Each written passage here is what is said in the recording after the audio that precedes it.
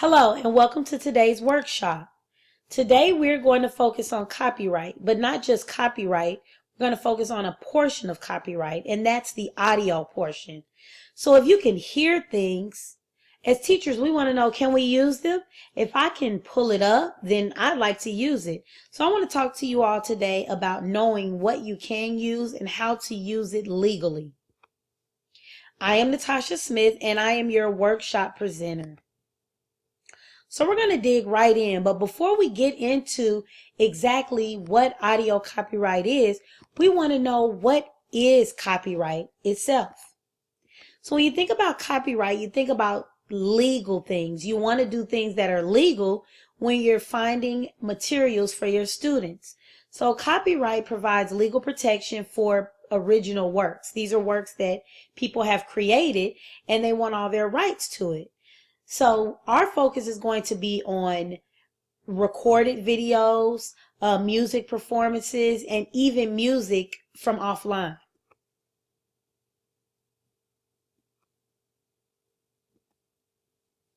So who has rights and what are they? So a lot of times we think, do I have rights or do I not have rights? So when you think about that, you should always know that copyright holders have all rights, and also any people that they authorize have rights. They have rights to distribute their work, copies of their work. They have rights to display their work or perform parts of their work.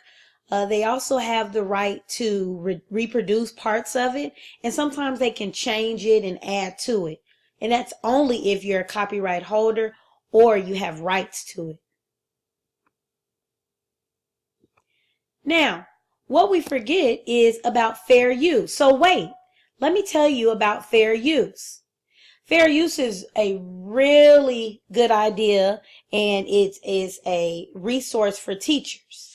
Fair use has certain guidelines without the copyright holder's permission for use, such as reporting or teaching.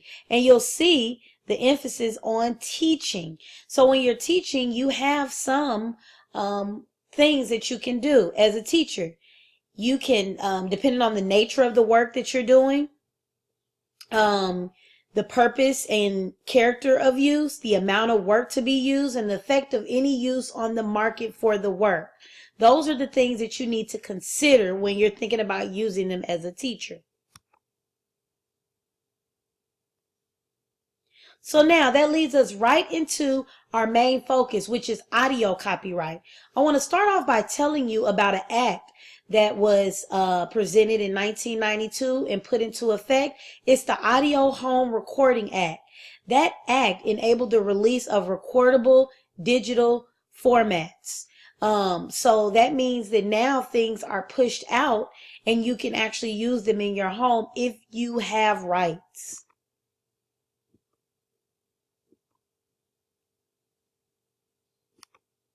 So what can teachers do under the audio copyright? So under the audio copyright, teachers can make copies of materials like sound recordings. The reproduction is permitted so long as the copy is made for the teacher's personal and not commercial use. So if you're making a copy of something for your students and you're not using it to sell something, it's okay. It must also be made from a legal obtained sound recording, so it can't be copied from something that was already stolen. It has to be something that has been legally obtained. That means the teacher's making the copy is using a purchased sound recording if you're copying it. Also, there are requirements that the manufacturer of the media for the recording equipment has already agreed to. So they have agreed to pay whoever owns the media some type of royalties for using it.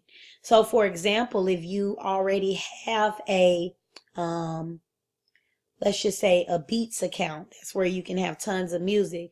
Well, that company is already paying its royalties. Therefore, if you're using it, you're using something that is legal.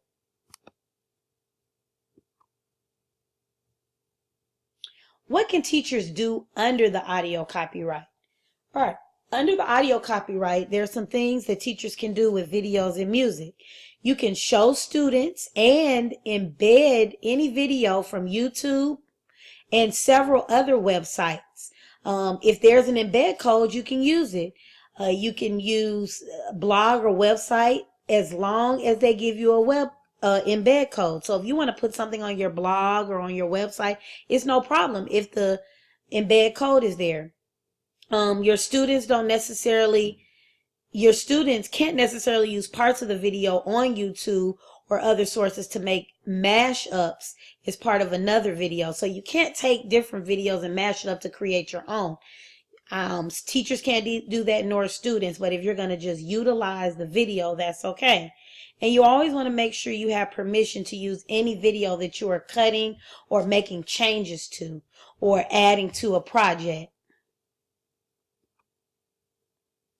So now it's game time. Audio copyright scenarios. Is it fair use or not? So I'm going to present to you a couple of scenarios, and I'm going to give you the opportunity to tell me, is it fair use or is it not fair use? All right. Scenario 1. A teacher wishes to show a copyrighted motion picture to her class for instructional purposes. Is that fair use or not? Good job. It is fair use. Since it is for classroom instruction, no admission fee is charged. Tuition and course fees do not constitute admission fees. So the teacher is just simply showing an informative video in her classroom. That is fair use. Scenario 2. A teacher makes a copy of a videotape for a colleague to show in her class at the same time.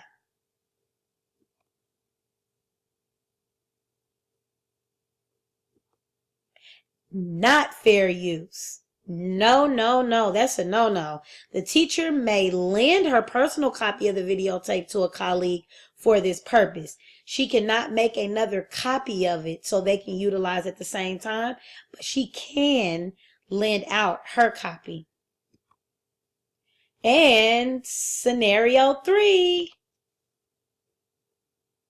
A teacher or student creates a presentation and incorporates copyrighted music into the background. Assume that permission was not obtained to use the music for the presentation. Can the music be included in the teacher's or student's initial presentation? So they're playing music behind their presentation that they just pulled offline. Is it okay for them to use it? Yes, that is fair use. If instruction is occurring, so there is actual instruction occurring or teaching, so it is okay to utilize the music in the background. Good job, staff.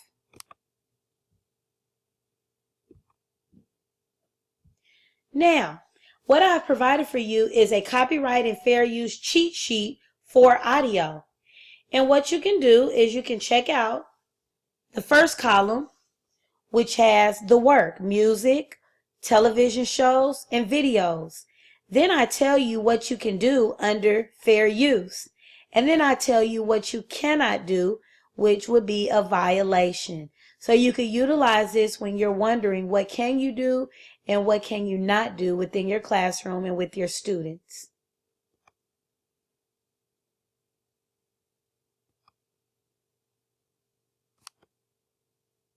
So today we talked about copyright with a focus on audio.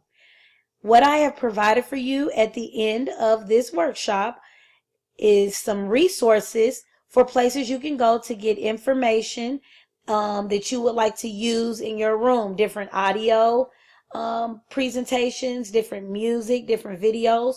You can try Pix for Learning. You can try Flickr, Blip.tv, the Free Sound Project, or the Sound Bible.